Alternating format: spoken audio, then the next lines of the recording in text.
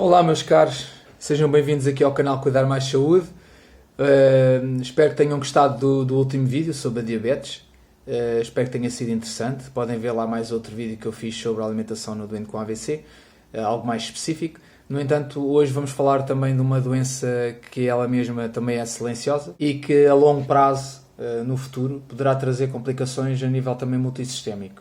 É uma doença silenciosa, é uma doença que pode afetar os rins, o pulmão, o coração, até a parte neurológica. Portanto, é uma doença que se acentua mais com o avançar da idade, mas que também não estão, quem está em faixas de idade, camadas mais jovens, por assim dizer, também é afetado pela mesma. Portanto, pode ser afetado pela mesma. Eu vou dar aqui algumas dicas que se podem usar para tentar evitar. O segredo não é o segredo dos deuses, mas as pessoas muitas vezes descuram. E vou falar sobre tratamentos, vou falar sobre cuidados a ter, fatores de risco desta doença. E esta doença é a hipertensão arterial, ok? Portanto, fiquem por aí desse lado e espero que gostem do vídeo. Até já!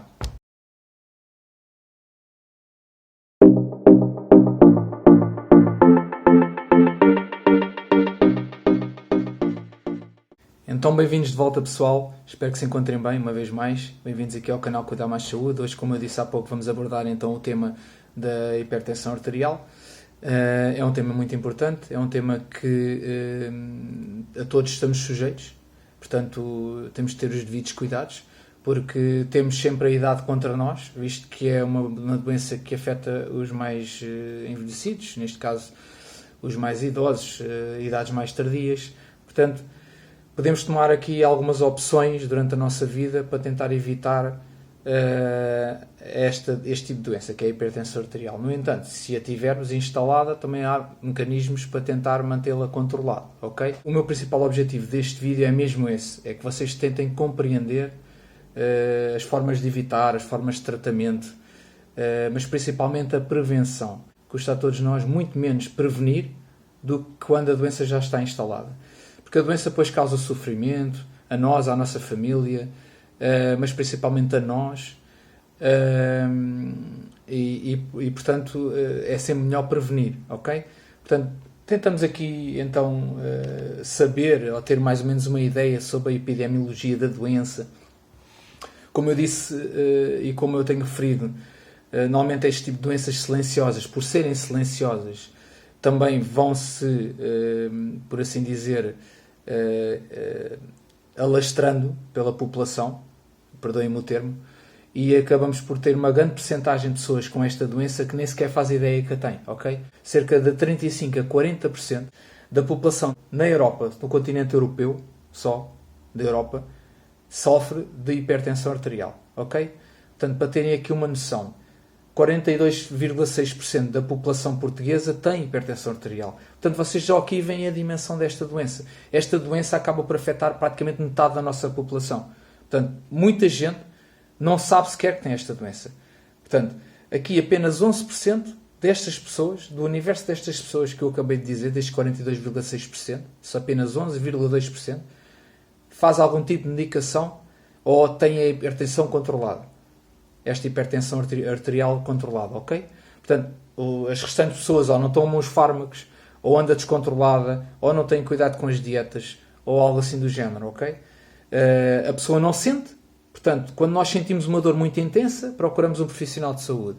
Quando não sentimos, deixamos andar. Como não sentimos, dizem, mesmo sabendo que temos um determinado diagnóstico, como não é algo que não é imediato, não sentimos dor, nós deixamos andar. Menos de metade destes doentes que têm hipertensão arterial tomam algum tipo de medicação.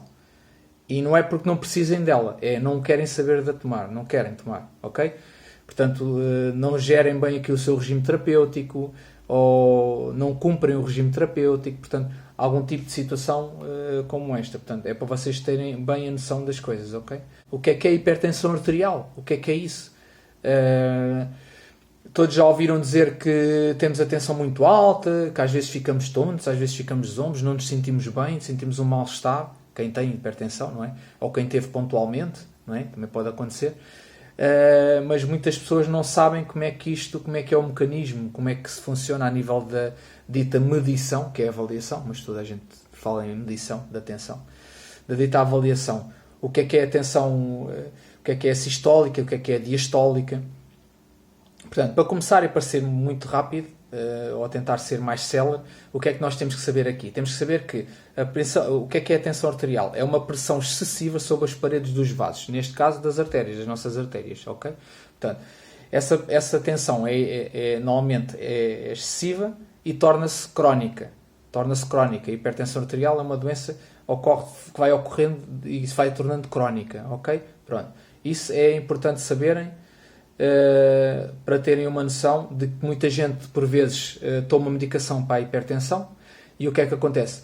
Sentem-se melhor, a tensão está mais controlada e deixam de tomar a medicação, porque acham que já não precisam da medicação. Não, as coisas não funcionam nestes moldes, ok? A hipertensão arterial normalmente é uma doença que é para a vida toda. Não quer dizer que não hajam casos pontuais em que a pessoa, em conjunto com exercício físico, uma alimentação mais regrada, consiga controlar a doença e consiga controlá-la ao nível de, por exemplo, deixar de tomar a medicação. Mas isso nunca deve de ser feito sem falar com um profissional de saúde, ok? O profissional de saúde é que tem que avaliar em conjunto, neste caso, com o doente, é óbvio. O doente é sempre aquele que decide o que é que quer fazer, porque a vida é sua, não é? Sobre a sua vida, o que vai fazer, não é? Estabelecer objetivos e tentar cumprir esses objetivos, ok? Portanto, a hipertensão, o que é isso? Como é que sabemos que temos hipertensão ou não temos hipertensão? Pronto. Nós sabemos que temos hipertensão quando, por exemplo, a sistólica, que é a tensão máxima, que nós chamamos a máxima, a mais alta, que chama-se sistólica, normalmente está na casa dos 140 ou mais. Se tiver, por exemplo, mais de 140, está com uma tensão máxima superior, é considerada hipertensão. Se estiver nos 140, também. Se estiver inferior a 140, não é? Se estiver a 90 ou mais de 90, ou 9, que é o que se diz na gíria, 9, mas 90 milímetros de mercúrio quer dizer que também temos uma tensão mais elevada, ou seja, também é considerada hipertensão, ok? Pronto, isto é importante. Agora aqui a nível de fisiopatologia. O que é isso, fisiopatologia? Tem a ver com a fisiologia da própria doença, ou seja, como é que a doença atua no organismo, como é que são as coisas, ok? Portanto, a nível de fisiopatologia, o que é que acontece? Pois bem, é assim, o que é a sistólica? A sistólica é a força, não é? Quando o coração faz a sístole, faz compressão, para o sangue sair para as artérias, não é? A pressão arterial, neste caso, não é hipertensão, é a definição de pressão arterial, ou seja, o que é a pressão arterial? Portanto, é aquela força que é exercida, não é? É a força que o sangue exerce sobre as paredes das artérias, ou seja, quando está em circulação. Isso é a pressão que é exercida, ok? E essa pressão resulta sempre de duas medidas. Medidas essas que já falei há pouco, ok? Que é a sistólica e a diastólica. A sistólica vem de sístole, não é? Que é quando o coração comprime, ou seja, quando ele aperta. A sístole, que é a pressão sistólica, normalmente vem sempre em primeiro lugar. Pronto, avalia aqui a força. É a primeira avaliação que se faz de medida. Ou seja, avalia-se sempre a força. A força com que o coração contrai e com que expulsa o sangue que estão nos seus ventrículos e aurículas, não é? Portanto, o sangue é comprimido e é a força com que ele consegue expelir esse sangue, certo? Do seu interior, para a circulação, para os vasos, não é? Para o nosso corpo, para distribuir-se pelo nosso corpo. A diastólica é a dita mínima, a tensão mínima, que é a mais baixa, normalmente, que está em segundo lugar na avaliação. Pronto, o que é que tem a ver? Tem a ver mais ou menos com a pressão quando o coração relaxa os seus batimentos, ok? Portanto, entre os batimentos, o coração relaxa e essa pressão de relaxamento, por assim dizer, é dito como diastólica, ok? A pressão diastólica. Portanto, não se esqueçam, isto é importante também para conseguirem perceber tudo o resto, ok? Sabemos que sempre, quando está muito elevada e de forma crónica, esta tensão, esta pressão arterial excessiva, por assim dizer, pode trazer doença crónica, não é? Pode se instalar e tornar-se uma doença crónica, não é? Quando aumenta subitamente. Portanto, é sempre importante ter bem noção destas situações. Daí tentarmos prevenir, que a prevenção é sempre o melhor remédio, ok? Então, mas existe mais, Tiago, existe mais que uma hipertensão arterial? Existem vários tipos de hipertensão arterial. Que tipos é que são esses? Pois bem, é assim. Existe mais que um tipo. É verdade, claro. Existe mais que um tipo. Portanto, O primeiro nós denominamos por primária ou essencial. Pronto. É a primária ou atenção essencial. E essa ainda é um bocadinho desconhecida por todos nós. Sabemos que há aqui determinados fatores de risco que acabam por influenciar também esta atenção. Portanto, a primária, que é a que afeta a maior parte da população, a maior parte de todos nós, não é? A nível mundial, não vou falar só a nível daqui do nosso pequeno país à beira-mar plantado, não é? A nível mundial, é a hipertensão primária ou essencial. É a denominação que dão a este tipo de hipertensão, ok? Portanto, corresponde mais ou menos a 90, 95% dos casos, ok? Para terem aqui uma noção. E como eu estava a dizer, poderá haver situações que podem favorecer o seu aparecimento, mas que não conseguimos ir à etiologia mesmo do problema que leva a esta hipertensão primária ou essencial, ok? Portanto, podemos ver aqui é que pode estar relacionada aqui a primária com alguns fatores, mas esses fatores, como eu estava a dizer, têm uma relação direta, há estudos já sobre isso, é óbvio, não é? Mas não se tem aqui uma certeza absoluta sobre isso. Mas os fatores são o consumo excessivo de álcool, também pode ajudar a essa hipertensão, mas está mais relacionado propriamente com o consumo de sal, ok? Toda a gente já ouviu dizer, não ponhas muito sal na comida, olha que isso tens a tensão alta e por aí fora. Pronto, normalmente o sal é o principal inimigo que favorece a hipertensão arterial. Portanto, é o principal mineral, composto químico, que faz com que a tensão, ao longo prazo, se instale a hipertensão arterial, ok? Temos também a obesidade, temos o envelhecimento, temos o envelhecimento, como disse no início, não é? É óbvio. O próprio stress emocional. Todos nós já passámos por uma situação em que estressamos, que ficamos muito estressados e normalmente até às vezes começamos a tremer, a tensão está muito alta e por aí fora. Tudo bem, isto às vezes são coisas pontuais, mas um stress diário, constante, pode levar também a hipertensão ou pode proporcionar. Portanto, não se esqueçam que estas situações aqui podem proporcionar a hipertensão, podem favorecer o aparecimento da hipertensão. Não são a causa direta de levar à hipertensão, podem não ser, ok?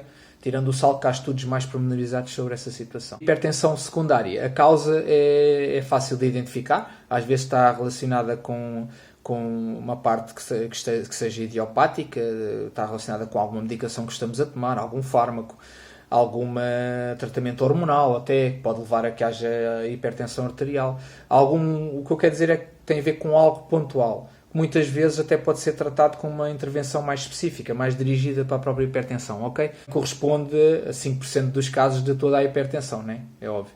Portanto, temos aqui alguns fatores de risco. Alguma coisa que possa levar a essa hipertensão de forma mais significativa, ou podes-nos explicar melhor porque é que o consumo de sal pode ser um fator que acabe por afetar aqui e proporcionar uma hipertensão que se instala, aliás, mais rapidamente ou definitivamente.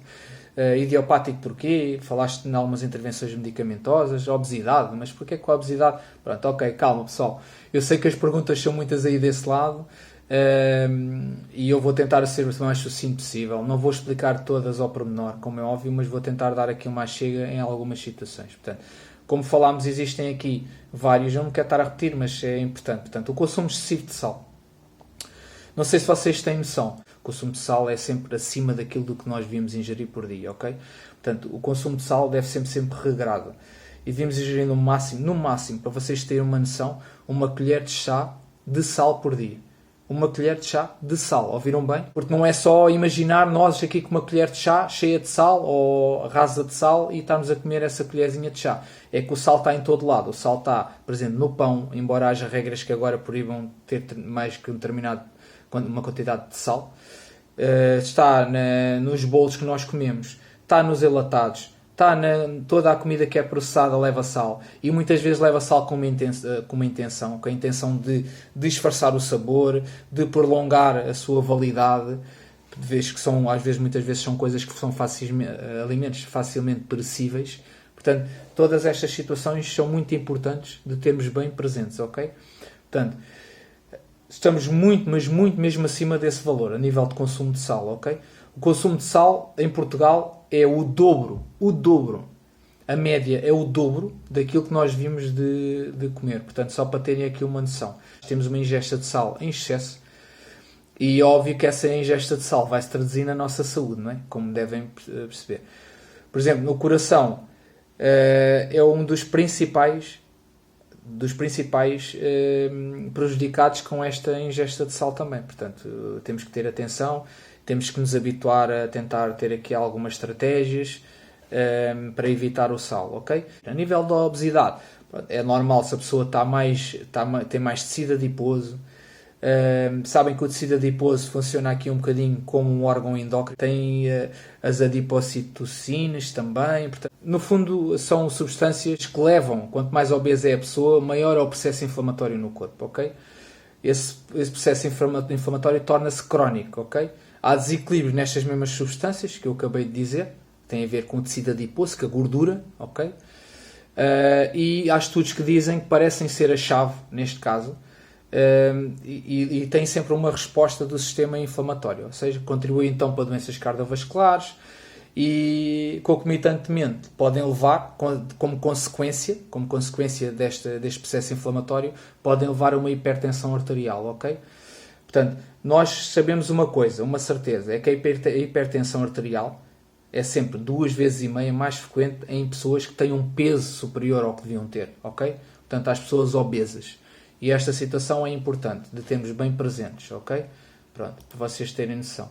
Depois temos aqui, e eu disse que ia falar aqui de mais alguns, no envelhecimento, por exemplo, a hipertensão arterial está relacionada também diretamente com o envelhecimento. Porquê? Muito simples. Os nossos vasos, conforme vamos envelhecendo, vão ficando mais rijos, vão deixando de ter a flexibilidade que tinham. Os nossos vasos vão ficando mais rijos. Se tiverem flexibilidade, se houver uma pressão ali na saída, o que é que acontece?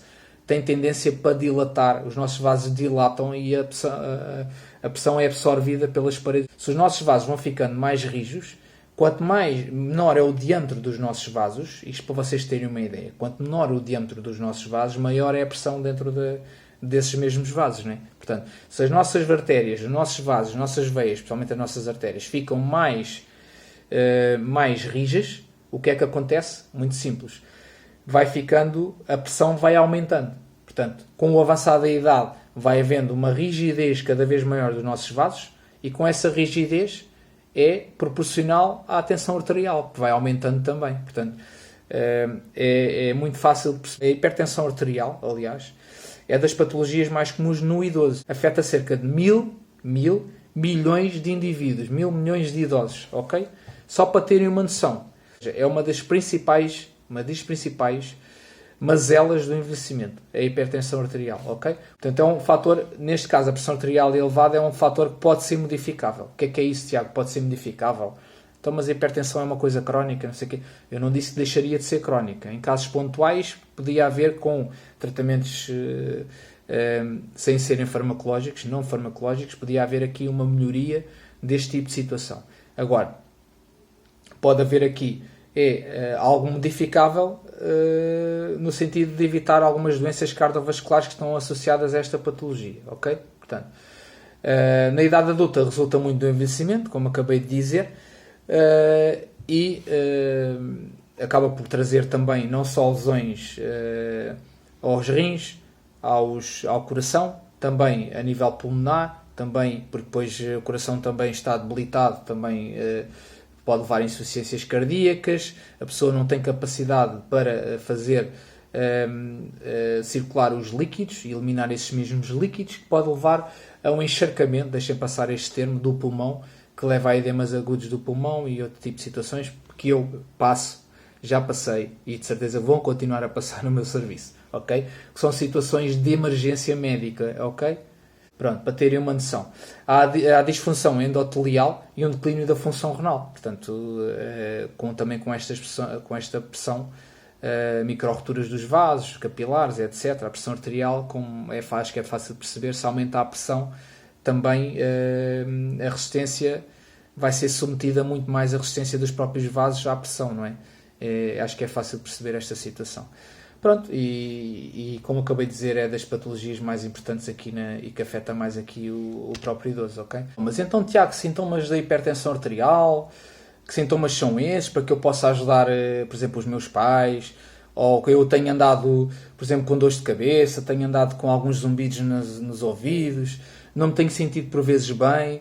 Pois bem, é assim, os sintomas é óbvio que são importantes, não é? Os sintomas dividem-se entre, mas não fiquem já a pensar que têm hipertensão, ok? Porque às vezes há situações que são muito idênticas e que são situações pontuais, ok? Ou estamos muito cansados num dia de trabalho, ou não bebemos água suficiente durante o dia, que é quase sempre também, ou outro tipo de situação, ok? Portanto, mas os sintomas aqui, alguns dos sintomas da hipertensão arterial são, por exemplo, a cefaleia, que é a dor de cabeça, tonturas, temos situações entre zumbidos nos ouvidos, por exemplo, um zumbido constante que não passa, pode ser sinais de tensão mais elevada, por exemplo. Temos a situação também que está relacionada aqui com a dispneia, que é a falta de ar, e temos taquicardia, que é o coração a bater mais depressa, e às vezes pode levar até dor pré-cordial, dor no peito, ok? Da tensão arterial. Portanto, não fiquem já todos hipocondríacos aí desse lado, ok? Pronto, podem ser coisas que é óbvio que não devemos descurar, principalmente se for dor no peito, dor pré-cordial, um zumbido constante também não é muito normal, às vezes pode ser outro tipo de situação, uma situação muito simples, não tem nada a ver com a hipertensão também. Não é que também não seja uma coisa fácil de controlar quando é também mais precocemente detectada, mas os sintomas, basicamente os sintomas principais da hipertensão primária são estes, ok? Temos aqui também, podemos abordar também aqui outras causas, as causas, mais relacionado agora com as causas da hipertensão arterial. Então, que causas são essas da hipertensão arterial? Porque se sabemos os sintomas, ou seja, o que é que se reflete de nós termos hipertensão arterial, ou a pressão arterial mais elevada, não quer dizer que seja hipertensão arterial algo crónico, que seja uma coisa pontual. Então, que causas são essas? Que causas levam à hipertensão arterial? Que causas levam à hipertensão? Podem estar divididas por o stress, como eu abordei há pouco, falei. O excesso de peso, também já falei há pouco, ok? O consumo de tabaco, grandes fumadores principalmente.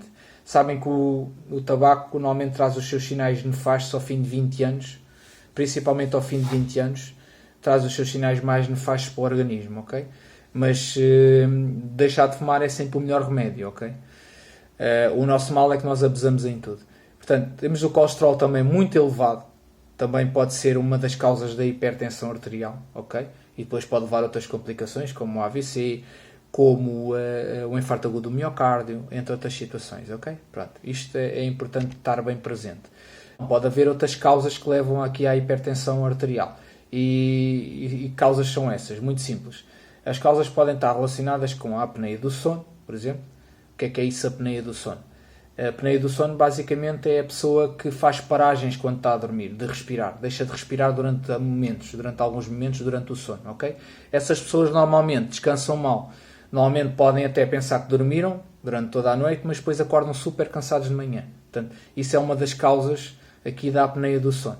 A doença renal é uma doença que incapacita bastante, pode levar a doença renal crónica, que depois se divide em vários estadios. Consoante o estadio, pode ou não necessitar de hemodiálise, que é basicamente a filtragem do sangue, visto que o rim já não funciona bem, ou não funciona de todo, e o sangue tem que ser filtrado pelo rim, ok?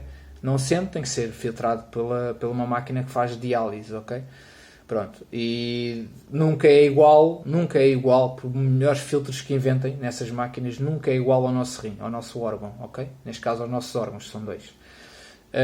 Portanto, a hipertensão arterial pode levar a esta situação. E pode levar aqui, por exemplo, à doença tiroideia, paratiroideia, tem a ver com a tiroide, basicamente, ok? Com a tiroide, que é uma glândula que nós temos aqui junto na zona da garganta, para se melhor perceber, na traqueia, ok? Pronto. Os contraceptivos orais, por exemplo, descongestionantes nasais, fármacos dietéticos e outro tipo de situações também podem levar. Daí estas causas serem denominadas muitas vezes de idiopáticas, ok? Idiopáticas são causas que são relacionadas muitas vezes com fármacos, ok? Portanto, estas são as causas junto com as que eu disse anteriormente, da hipertensão arterial. Portanto, para vocês terem aqui uma noção e para os mais curiosos também, ok? Portanto, a longo prazo, o que é que pode levar a hipertensão arterial a longo prazo? A longo prazo pode levar a situações muito complexas, ok? E complicadas, como eu falei há pouco, logo no início do vídeo. É uma doença silenciosa, como tal, não estamos espertos para ela, embora haja muita informação a circular, mas normalmente nós seres humanos, somos todos assim. Procuramos algo quando temos interesse. Quando não temos interesse, passa-nos perfeitamente ao lado, ok? Portanto, a longo prazo, o que é que pode levar? Pode levar ao AVC, ao AIT, pode levar a um ataque cardíaco, que é um infarto agudo do miocárdio, ok? Pode levar a insuficiência cardíaca. Tudo situações que eu acabei por também já falar um pouco atrás. Pode levar aqui a uma insuficiência renal, pode levar a uma alterações na visão, decorrentes também de neuropatias, retinopatias, ok? Porquê? Porque a pressão é muito elevada, vai destruindo os capilares, são aqueles vasos mais pequeninos, muito pequeninos, que nós muitas vezes nem vemos ou nós não conseguimos ver ao olho nu, não é? E que afetando assim a microcirculação, não é? A pressão arterial está muito alta, portanto imaginemos os pequenos vasos, o que é que vão sofrer com essa pressão, não é? Para termos aqui uma noção. Pode levar aqui à disfunção também erétil e à doença arterial periférica, ok? Só dizer que esta doença arterial periférica é uma doença que é muito incapacitante, ok? Portanto, mais vale prevenir do que remediar, já diz o velho provérbio popular, ok? Como é que sabemos, a nível diagnóstico, que temos hipertensão arterial, ok? Visto que é uma doença, Tiago, pode nunca se manifestar, como é que se sabe, como é que se faz esse diagnóstico?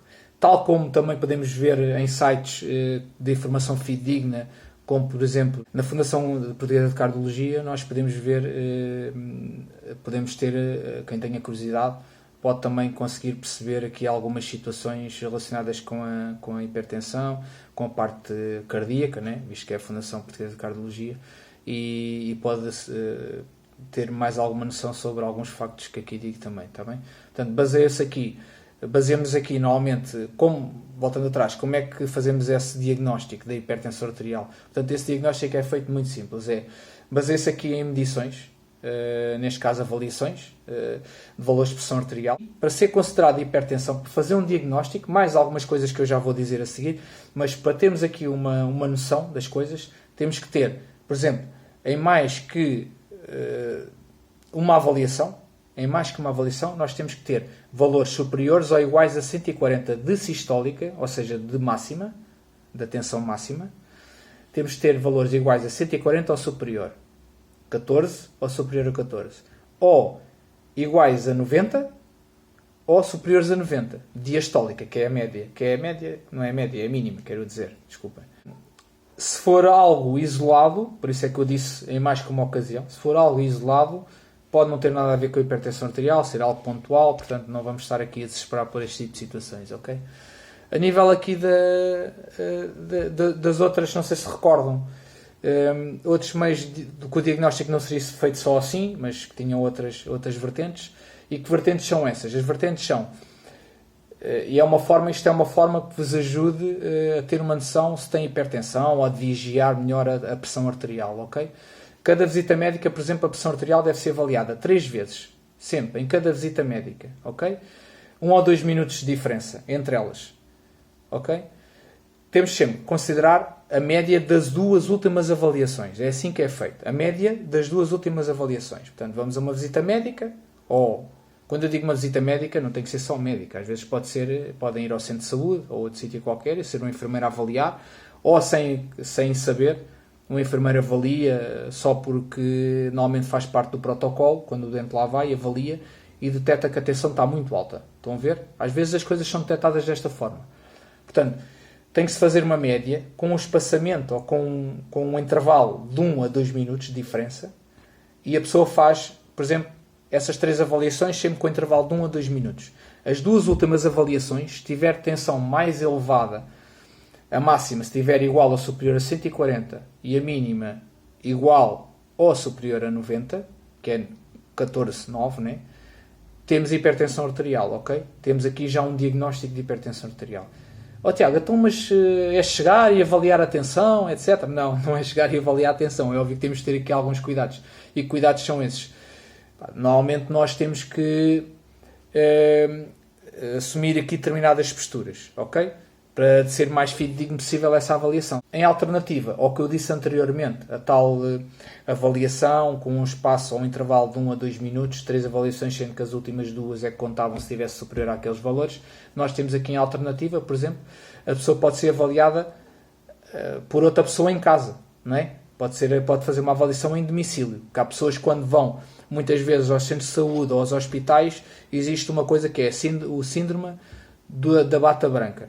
A pessoa vê um médico, vê um enfermeiro e não está no espaço dela, não está no meio dela. Há pessoas que têm fobia a locais de saúde, ficam estressadíssimos e o que é que leva? Leva a que a pessoa, os valores não sejam fidedignos. Não podemos fazer um diagnóstico com base numa pessoa, coitada, que está super estressada. Os valores aí não vão ser fidedignos, como é óbvio, tem que estar num ambiente sereno, o mais sereno possível, e com as posturas que eu já vou dizer, para conseguirmos fazer uma avaliação fidedigna, ok? Mas voltando aqui ao que estava a dizer, portanto, pode ser avaliado em casa por outra pessoa, é óbvio, convém avaliar sempre com o mesmo aparelho, que é para não haver aqui discrepâncias, ok? É como as balanças, é igual. Temos aqui, através de aparelhos de monitorização, vai fazer, como diz mesmo, vai fazer uma vigilância em ambulatório. Com certeza há umas pessoas que estão a ouvir, se calhar já fizeram, que é o dito MAPA, que normalmente o que quer dizer mesmo é monitorização ambulatória da pressão arterial. É o que quer dizer MAPA, ok?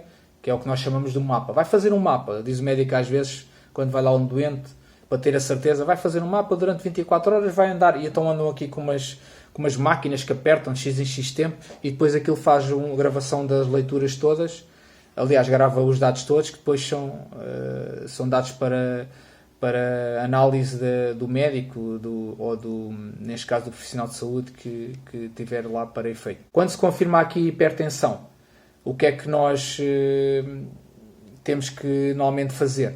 Temos que fazer saber a história familiar, clínica, para tentar ter noção se já existe mais pessoas com hipertensão na família, se não existe. Fazer análises ao sangue, à urina, porque existem determinados componentes no sangue e na urina que nos ajudam a fazer um diagnóstico mais fidedigno também.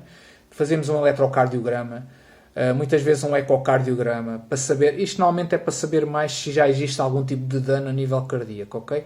Porque quando essa hipertensão já existe há muitos anos e não é controlada de nenhuma forma, pode levar a danos cardíacos. E então eles tentam perceber também através de um ECG, de um eletrocardiograma e de um ecocardiograma, uma ecografia ao coração, saber se existe aqui algum tipo já de alteração. Fazem também um exame físico, normalmente, e às vezes fazem ecografias às carótidas e abdominal.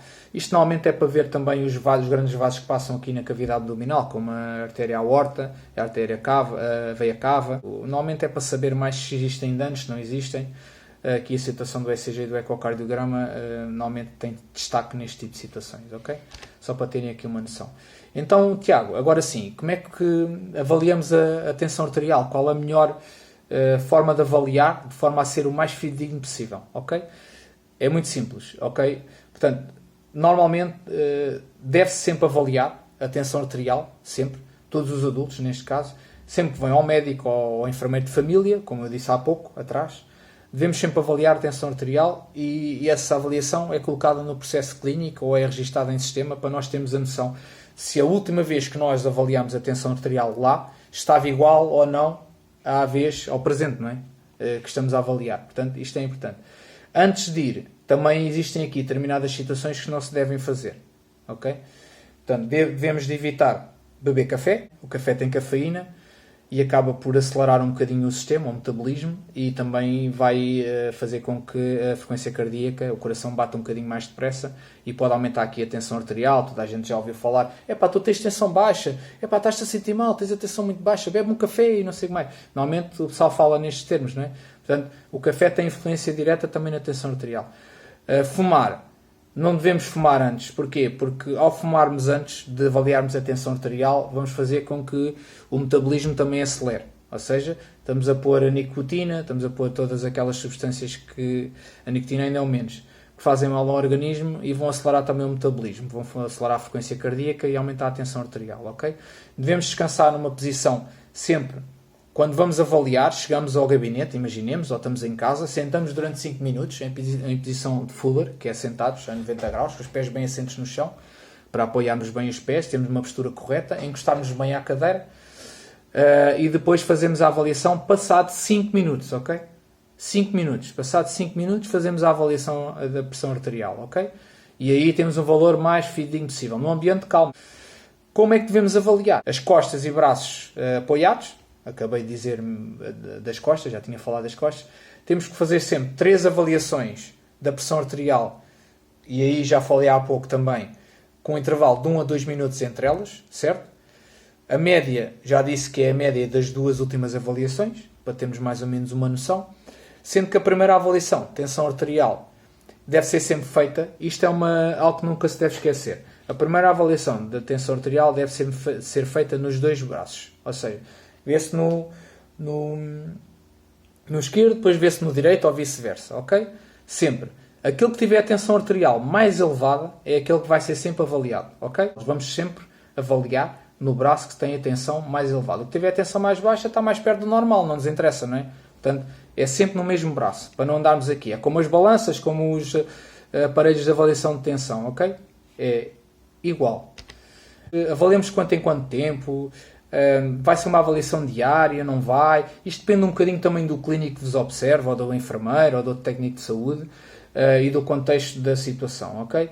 Mas o que está aconselhado normalmente é a periodicidade da avaliação, é sempre a cada 5 anos. Por exemplo, quando apresenta valores arteriais, aliás, inferiores a 120/80 milímetros de mercúrio, quer dizer que é 12/8, quando são inferiores a 12/8, a cada 5 anos fazemos uma avaliação pontual, esporádica, e vemos se está tudo ok, ok? Se por acaso não estiver, imaginemos que temos valores entre, por exemplo, os 120, os 129, ou os 12,9 de sistólica, e os 80/84 ou 8,4 de diastólica, que é a máxima e a mínima, que foi o que eu acabei de dizer, a mínima. Okay? Se tivermos aqui valores valores parecidos com estes que eu estou a dizer, devemos de avaliar aqui de mais ou menos de 3 em 3 anos. Okay? Fazemos uma avaliação de 3 em 3 anos, com vista a estarmos mais atentos, mais despertos também a sintomas, e temos uma avaliação mais assídua, ok? Para detectarmos mais precocemente caso tenhamos uma hipertensão instalada, ok? Anualmente, se tivermos, por exemplo, valores de pressão arterial entre 130 a 139 de máxima, de sistólica, que é 13,9, ok? De diastólica, que é a mínima. Se tivermos aqui em valores entre 8,5, 8,9 ou 85, 89 milímetros de mercúrio, ok? Que é a mesma coisa. Depois, temos aqui, como sabemos, não é? E como eu falei logo de início, podemos ter aqui alguns riscos da hipertensão, que a hipertensão nos trará ao nosso corpo, ao nosso organismo, ok? Sabemos que uma ocorrência, por exemplo, de elevada, pode haver uma ocorrência súbita ou uma ocorrência súbita de tensão arterial muito elevada, ok? E o que é que pode acontecer? E normalmente é sinónimo, uma ocorrência súbita muito elevada de uma hipertensão arterial, é sinónimo de quê? De crise hipertensiva. A crise hipertensiva é algo muito grave. Está relacionada principalmente com uma tensão arterial muito, muito elevada. Às vezes tem tensões de 20, 15 ou coisas assim do género. Portanto, valores mesmo ridículos. É a palavra que me ocorre, desculpem. E instala-se muito facilmente. Pode levar a lesões muito graves a nível do coração, vários órgãos, entre eles o coração, como eu falei há pouco, rim, lesões cerebrais. Portanto, temos de estar atento aqui a sinais e sintomas que podem levar a este tipo de situação. A pessoa às vezes até fica meio desorientada, cefaleias enormes, dores de cabeça, que não se aguentam. Portanto, é uma emergência e que pode pôr em risco a vida de uma pessoa. Portanto, temos de ter muita atenção a este tipo de situações, ok? E chegamos à prevenção, que é para mim o mais importante de tudo o que estive a falar. Pode parecer mentira, mas se nós conseguirmos evitar a hipertensão arterial, é bom sinal. É sinal que temos uma alimentação saudável, temos um estilo de vida, no fundo, um estilo de vida, ou estilos de vida melhor, mais saudáveis, mais propícios a não termos este tipo de patologia, de doenças, não é? Que nos afetam uma grande maioria da população, aliás, que afetam uma grande maioria da população. Então, A prevenção é possível? Claro, claro que é possível. Então, possível como? Olha, não fumarmos, termos uma alimentação saudável, pobre em sódio, já sabemos, existem determinadas ervas, até ervas aromáticas, que podemos usar para substituir o sal. Portanto, é importantíssimo diminuirmos o sal. Sabemos que o pão já vem com menos sal, mas uma coisa ridícula. Portanto, todos nós gostamos de um pão assim, um pãozinho com sal, com mais sal, alimentos com um bocadinho mais sal. Também tem a ver um bocadinho com a nossa cultura, ok? Mas o sal é fundamental ser reduzido. Viram lá atrás o que eu falei em relação ao sal, que nós normalmente consumimos o dobro do sal. Isto é uma média, atenção, não é? O dobro do sal que devíamos consumir. Exercício físico regular é óbvio adequado a cada pessoa. Cada pessoa é uma pessoa, portanto tem individualidade de vida. Há pessoas que não gostam de determinados exercícios, há pessoas que têm patologias que têm que fazer exercícios muito mais moderados. Portanto, tem que se adaptar o exercício ao tipo de pessoa que existe à nossa frente. E caso haja algum desaconselhamento médico, alguma contraindicação médica, também terá que ser falado com o seu médico, né? E chegar a um consenso no sentido de o que é que se vai fazer para este tipo de situação, ok? Portanto, evitar aqui um consumo de álcool, acho que isso já está presente em todos, não é? Sabemos bem. Controle de peso tem a ver com aquele processo inflamatório que eu falei. Quanto mais tecido adiposo, mais processo inflamatório existe no nosso organismo, mais radicais livres são os tais oxidantes que existem, que também podem propiciar situações de que levam depois, mais tarde, ao longo dos anos, a hipertensão arterial. Portanto, isso também foi falado um bocadinho atrás. E é óbvio que não é inocente depois, não é? Na alimentação, volto outra vez a frisar o sal, mas não só, o açúcar também. O açúcar que não é consumido transforma-se sempre em triglicéridos. E os triglicéridos, o que é que acontece? É aquela gordurinha que se acumula aí na barriguinha, e o que é que leva?